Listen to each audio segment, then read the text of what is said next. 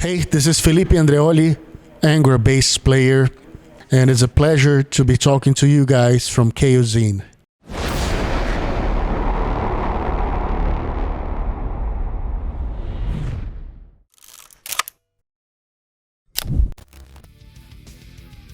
Well, it's always a challenge to choose only five, but I'll try. One that always makes the list is Awake by Dream Theater. I remember being 14 years old, or maybe 15, when I bought this record. I had heard a little bit of Dream Theater back then, but not much. And this album was really my introduction, my proper introduction to Dream Theater.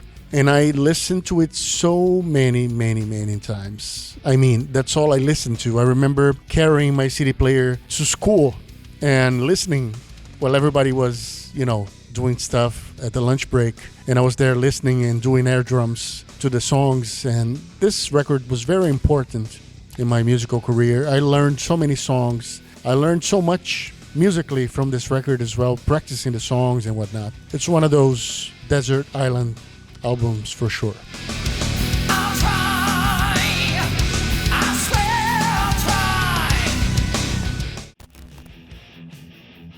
The second album is very hard to choose which Metallica album is the most important to me. This time maybe Ride the Lightning. I actually started listening to Metallica with the Black Album, but I really learned about Cliff Burton with Ride the Lightning. Although I started listening to this record, I was already maybe 11 or 12, 10 or 9 years after the record was released. But when I started really listening and paying attention to the songs and paying attention to the bass lines especially, I realized the genius of Cliff Burton. I was not one of those guys that had a prejudice with Jason or the new lineup with Jason or the Black Album, because that was my introduction to Metallica.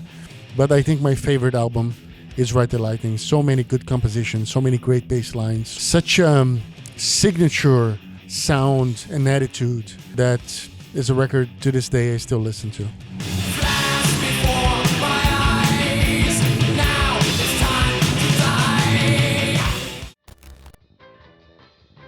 Okay, I guess we're getting a little bit out of heavy metal. One very important album in my trajectory was Heavy Weather by Weather Report. It's a jazz fusion album, released 74 or maybe 76, if I'm not mistaken, something like that. I was not even born, but I remember my story as a bass player changed night to day when I heard Jaco Pastorius for the first time. This is probably the main album that Jaco has ever released. This and his solo album as well. I listened to it so much and practiced the song so many times.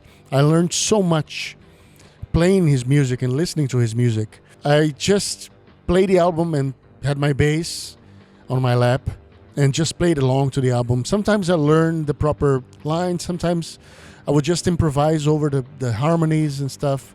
It's one of the most important bass albums of all time, and for good reason.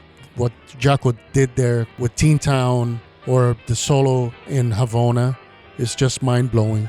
The talent and the uniqueness of Jaco. And it also inspired me to make my bass fretless as well. I got a knife and maybe a screwdriver, popped the frets out, messed up my bass completely, but learned to play fretless this way. So it was very inspiring.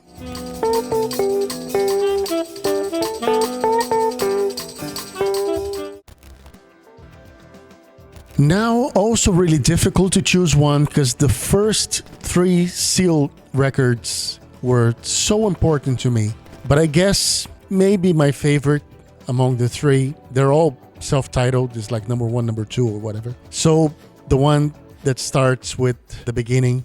Seal has had such a big impact on me through his unique voice and way of interpreting the songs, his compositions, his mix of uplifting, almost dancing songs, and some very dark, sad songs. I really like, these dark songs. The soul he has in his voice is so touching that is one of my all-time most listened to artists. And every year on my Spotify festival, the thing they do, Seal is always the headliner, and for a good reason.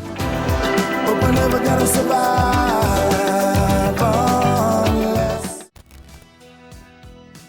Yeah, it's also hard to choose one, but I guess maybe the most important was the first one I listened to, Songs from the Big Chair by Tears for Fears. I was very, very young, maybe 5 years old. My mother used to listen to this album a lot. We had it in vinyl, of course, that's what we listened to it back then. You have so many hits on this album, so many songs that everybody knew, and also some songs that nobody knows that are really amazing. And one in particular is the Working Hour, one of the songs from this album, maybe my favorite Tears for Fears song ever. And they have, of course, beautiful compositions. Roland's voice is amazing, and the production, even back then, is out of this world. And with the years, they only improved on it. Yeah, it's one of my most listened to bands of all time as well, and touches me so much, you know. Tears for Fears, really important to me.